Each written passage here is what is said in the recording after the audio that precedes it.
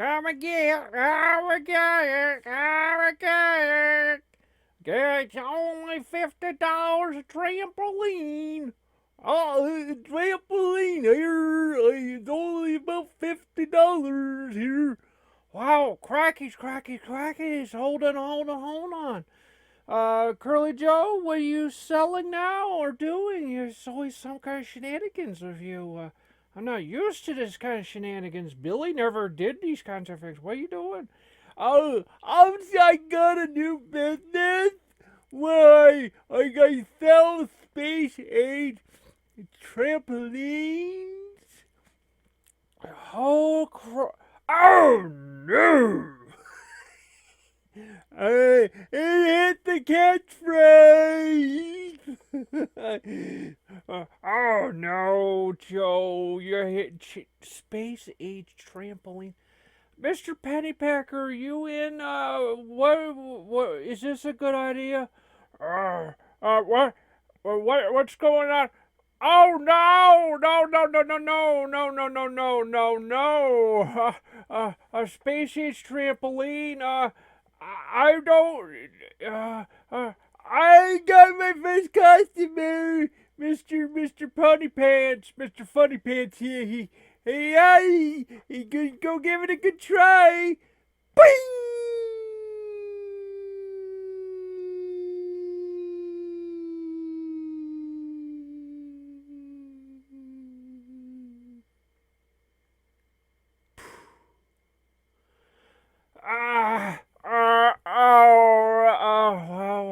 Well, our insurance should be able to help him out.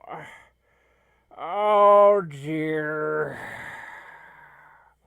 I don't think it worked the way I thought it would. I thought it was just gonna be extra bouncy. I didn't think it was gonna be like that. Well, so you gotta watch out for that space age stuff. That stuff's kind of meant for like you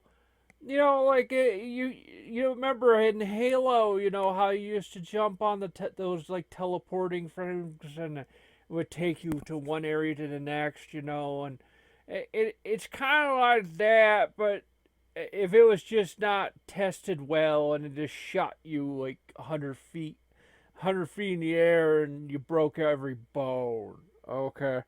Uh, uh, oh boy. So, Glenn, what do you think? Oh, crackies, crackies. Mr. Pennypacker, I'm sorry. It's just every episode, it's excellent content. And I gotta say, I love this. This hits so well of what I want from the show because I'm gonna be honest with you.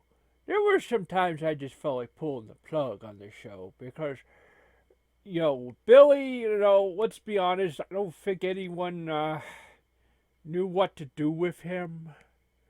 With you really are more like the silly straight man, but there's need a good dumb co-host that for you to react off of. So you just can't do that, when you have someone that just says their name and all that. And of course, here you got Dark Milo, and like I said, he's in a box because his kind of sucks right now. He's nontent. I said, when something happens, I'll let him out, and he's not content. He's not good, and I don't know. I think like Joe is like pretty much the future. I think I don't know what he's gonna do next, and that's the kind of thing I want. I want content that's very spontaneous. So I'll let you know too. You're gonna be playing AEW eventually. It's gonna come, and it's gonna be good stuff. And of course, by the time that happens, it'll already be like several months later after the game came out. Because we do record in advance. Because if you ask me, would I do a show where I record everything on Monday and then show it on Saturday? And I couldn't do that. I would just be like, I don't feel like it, or something comes up and I just don't feel like it. That happens. So doing these in advance is very beneficial for yourself because you that way when bad day does happen, then you're not like, oh well, now well, no, I already got a show in the can tonight, so I don't need to worry about anything. All right, Glenn, you do go to watch some wrestling and commentate over that.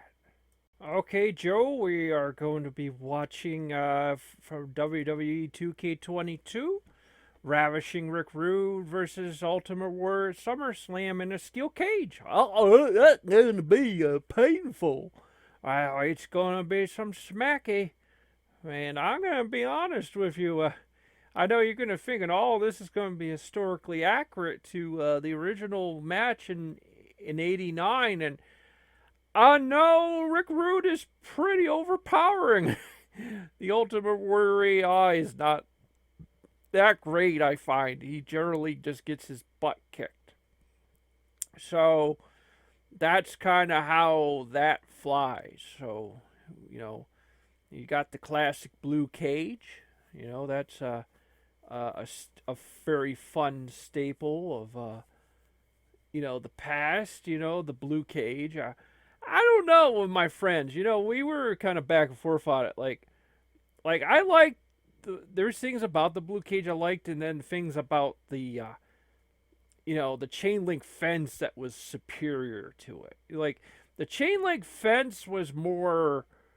It wasn't brutal with throwing people into it, but it was more brutal if someone was getting their face grinded into it, because you know what I mean. Like it seemed like a cheese grater. It seemed more the idea of it. The problem in these games is generally the steel cage matches, except unless they have escape rules, are generally awful because they turn into basically a lumberjack match. Because what happens is, Joe, is and you need to understand, it's going to blow your mind. They have never truly made a steel cage system where you can easily maybe take the analog stick. Let's say if you grapple the guy and and you just like threw him into the cage. It's actually kind of hard to do it, and it's like it's probably some it's easy probably to do if you're just controlling somebody, but it's not fun. It's really not fun for the computer. The computer doesn't figure it out.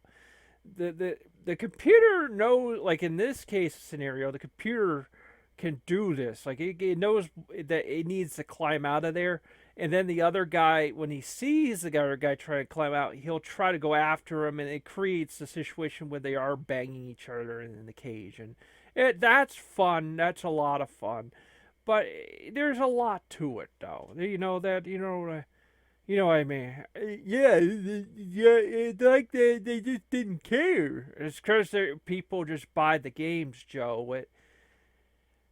It's a general known fact that people just buy the games. They just say, "Well, I don't care," because the people are gonna buy it anyway. Well, sometimes like in the case of the Madden games, that's starting to like even more and more it's coming out. They don't care, and they don't care, and and even you got people in the media starting to say how the Madden games they just don't care. It's gonna come out eventually, but it takes years literally because there's still people buying the game. They go, well, I do this every year. I buy Madden. So, Warrior's got the belt, and he's like, all right, here, be careful. And of course, it'll be the first time you see Rick Rick Rude win the belt. I guess Hulk Hogan didn't want to work with Rude. He thought he was too dangerous. He didn't feel he was very safe. Although generally, I think where Rude's best work is in WCW, because he worked with Ricky the Dragon. He worked with Dustin. It was really where a lot of these guys were really sort of cutting their teeth with the right guys. You know, you need to get them with the right guys. You know, like Rude had a good run because he was got against guys like Sting. He was against guys like, you know, he was against guys like, um, oh, who was that? Dustin, Steamboat. And it was just as good. Even though the book, generally you could tell the booking and you generally a lot of the stuff wasn't all that good. That the TV was poor. But the wrestlers still when they were in the ring with the right guy, they knew what to do. So and I generally think the graphics in these games are beautiful. So even the cage comes off good, and what. The only problem is I was doing a war games match, Curly Joe, with and the camera just kept backing out so far, and I was kind of like, is that really it? Like, is that all you could think of? Like, you can't have like some dynamic angles here and there. Like, I honestly think that that's what makes me miss like the days of Power Pro Wrestling when they had like the shoulder buttons actually controlled the camera. You could actually get different camera angles from different sides of the ring. So we'll say right now, they're at the far end of the ring. You can just go boop boop boop, and then they're now closer to you, and you can now watch the match or play the game or whatever. But it's kind of interesting, how sometimes they did actually come up with some interesting ideas, but those ideas get lost because somebody later on is like, nah, you can't do that. Or maybe it's just how they were trying to program this. Now, Rude is preparing to try to leave the cage. You'll notice right away he is just like, I don't know what's going on. Like his bar is like flying right up there. I don't know if it's just he's just too overpowered or what, but and now you got a little bit of a fight there. The only problem is Warrior almost got knocked out early, and as a result, it gave enough time for Rude to and there's a little bit of some brawling here, to try to get them. The problem is his my biggest problem with the game is, watching it is fine, but playing it, I'm realizing it. The game is all quick time events, which is exactly what I don't want in a wrestling game. I the Aki games never needed to do things like that. You can see he's very close to winning, and he's getting closer to knocking him at least off the cage. But okay, now he's doing it. At least that's kind of cool because at least it gives some kind of like they're fighting over the cage, and that's what you want, because it's supposed to be a cage match. It's not a lumberjack match where you ignore the cage. Oh, see, he just used the cage as a weapon. That's what I'm talking about. But that's the only time I've seen the computer use it as a weapon. They're actually using it as a weapon when they grab the guy. That's time when there's such interaction. Oh, I'm actually wrong. I think Warrior wins this. Holy cow! It's like a rare moment where he actually beats Rick Rude. You need to understand, folks.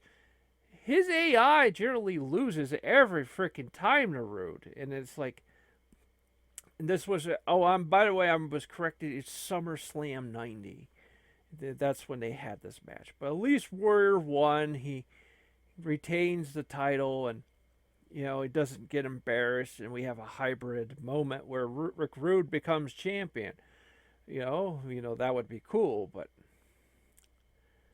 so there you go, and of course, Warrior, well, it said the match was lackluster. Well, that's on the computer. That's not my fault. You can see how ripped his arms look, by the way. Jeez.